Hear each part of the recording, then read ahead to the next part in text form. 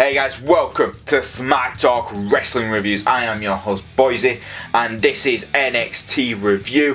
What have we got in stock? We have an open challenge by Ricochet for the North American Championship. We have Lorcan and Burch taking on the Mighty, looking for revenge on them. And we also have EC3 taking on Bobby Fish. All that and much, much more. Let's hit the music.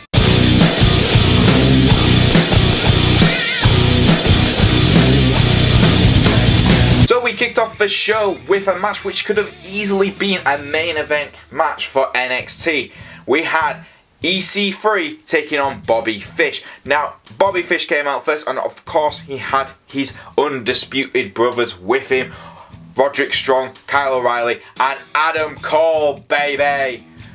This was a bloody brilliant match. EC3 didn't just have to take on Bobby Fish, he also had to watch out for the rest of the Undisputed Era, and that's what this match was all about. EC3 was using his power, which really did work against Bobby Fish, but obviously the distractions from Undisputed Era was always going to possibly cost him the match. And this is what it was. It was a great way to make EC3 feel legitimately like he could take on guys like the Undisputed Era. But we're not going to lie here. EC3 hasn't had the best year so far in NXT. It's quite a bit, to be for a lot of fans, a disappointing year for him. But for me, this match showed that EC3 is a main event type of guy. This match was great, but Bobby Fish and him, just to sell him for the knee injuries, were just fantastic throughout the whole match. And with EC3 being able to beat out the numbers and to quickly get a pinfall, that's now Bobby Fish and Adam Cole, who EC3 has pinned this year alone. So that is, two big names for EC3. Obviously, after EC3 did get the win, the Undisputed Era attacked him with their numbers, but an alliance looks like it's been formed when Heavy Machinery came out to help EC3. They took out the rest of the Undisputed Era, and Kyle O'Reilly was laid to suffer at the ends of both EC3 and Heavy Machinery. I really enjoyed this match. It was a great start to the show, and it was a big victory for EC3. So for me, I am going to give EC3, I'm going to give it an 8 out of 10. Great start. Next up, we had a tag team match. Now, everyone is now, because of War Raiders being injured, every tag team is on alert for #1 contendership. And who else would be on there? The Mighty and Lorcan and Burch. But 2 weeks ago, Lorcan and Burch did beat the Mighty on NXT. But Mighty attacked them after the match, and this is what caused a rematch to happen. This was a really, really good match. Lorcan and Burch were absolutely in control for majority of this match.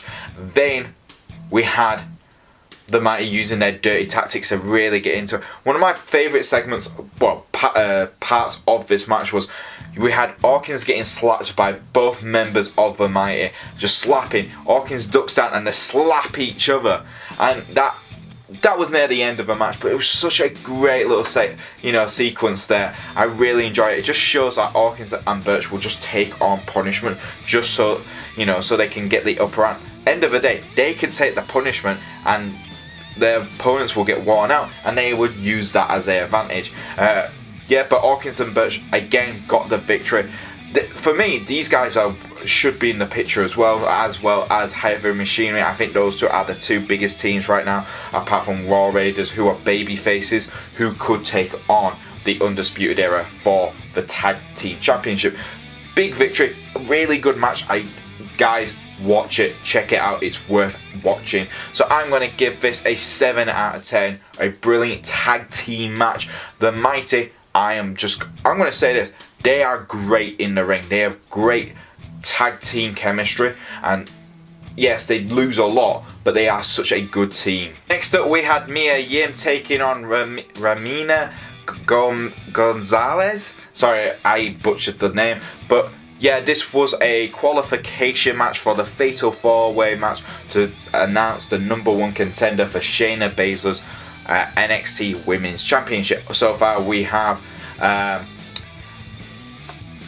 Lacey Evans and Bianca Belair, who were both already qualified for house shows. Mia Yim did get the victory. This was an interesting match, mainly because it was a short match. Mia Yim looked more dominant than her bigger, taller opponent, big, strong Texas lady, but it really wasn't a match which you could say was, you know, highlighted either one. Mainly Yim came out looking the better one out of the two. She seemed a lot more comfortable in the ring. Now she's definitely NXT fans' favourite. You can see that with their reactions with Yim. So for me, I'm going to give this a 5 out of 10. I'm not taking anything away from both women. It's just you could tell who was going to win this match more than the other. And the minute you saw it was Yim who was in it, you kind of went, she's winning it, and they're going to put her in the Fatal 4-Way. But yeah, that's about it. Last but not least, for our main event, we had Ricochet's Open Challenge, and who would answer the call? None other than former NXT superstar Tyler Breeze. My God, Prince Pretty's return was amazing. You could tell the fans were just absolutely epic to see him, and so was I. I kind of got it spoiled from Xavier Woods. Thanks, Xavier. I was kind of looking forward to not knowing about this, but no, it was good to see Tyler back in an NXT ring, and the crowd just went mental. It was like, I'm not joking, it's like a legend coming back to Raw or SmackDown. That's how big of an event this was for a lot of fans, and the crowd were always split. And it's really funny because you had Tyler holding the old phone. It's his old phone from the NXT period, and it was just brilliant for that. His intro was exactly the same. It was just awesome to see it, and I've got to say, Tyler absolutely put on a great show. Him and Ricochet had a fantastic match, and it was a great main event match. I don't want to spoil it for you, so if you haven't seen it yet, pause the review here, guys. Cool. Ricochet did win, but it was such a back and forth match. Tyler was able to counter quite a lot. Ricochet's high flying moves didn't affect Tyler too much because Tyler can do those himself. And it was funny for me the most was because Tyler was obviously playing his old, Prince Pretty character from NXT, where he was a heel, but everyone was just so happy to see him.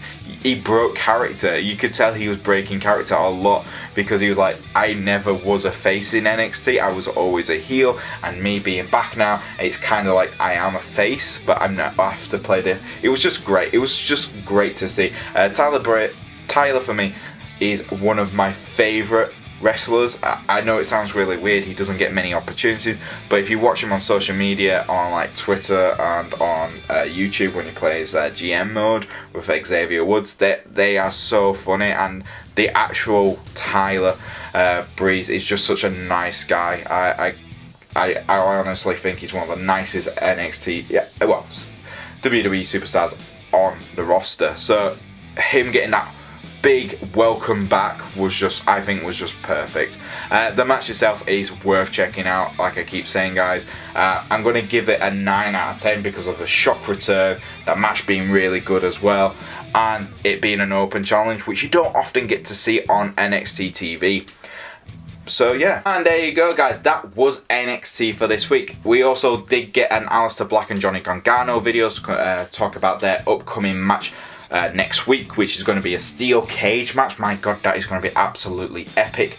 But yeah, this week's episode of NXT was really strong. I think it was the strongest we've had in some time. The return was absolutely well put together. Tyler was brilliant, a great homecoming for him. EC3's match against Bobby Fish was a great opening match, and Hawkins and Burch versus the Mighty was a surprisingly really good match. I think it was better than the match we got about 2 weeks ago. So for me, final score for this week's episode of NXT is going to be an 8 out of 10. I think it was brilliant. But what was your favourite part of NXT this week, guys? Leave it in the comments below. If you do like our videos, don't forget to like, subscribe, and press that bell to keep notified.